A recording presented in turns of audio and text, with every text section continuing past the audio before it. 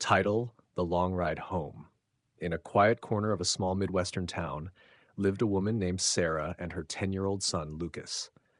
Sarah was a single mother, strong, quiet, and endlessly determined.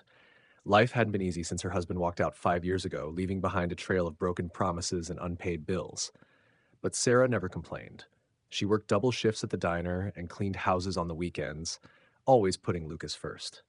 Lucas was a bright, curious kid who loved books and dreamed of becoming a scientist. But the nearest school that offered advanced classes was 3 miles away, and the old school bus route didn't reach their side of town.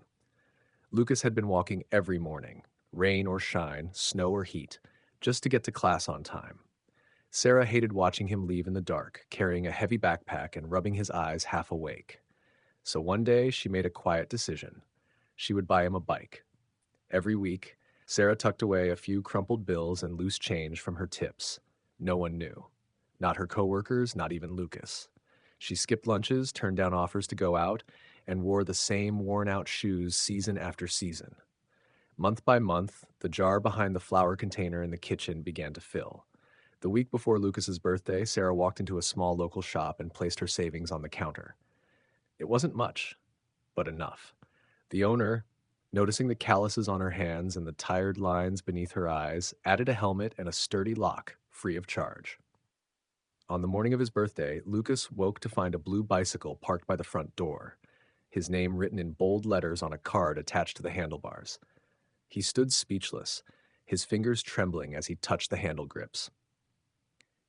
"I know it's not the fanciest," Sarah said, brushing his hair gently, "but now you won't have to walk anymore." Lucas didn't say anything. Instead, he hugged her tightly, burying his face in her shirt. Years later, at his college graduation, Lucas spoke about that bike during his speech. He told the crowd it wasn't just a gift, it was a symbol of sacrifice, of a mother's unwavering love. "That bike," he said, voice breaking, "wasn't just how I got to school, it was how I learned to never give up." And in the audience, Sarah sat quietly, her eyes shining with tears.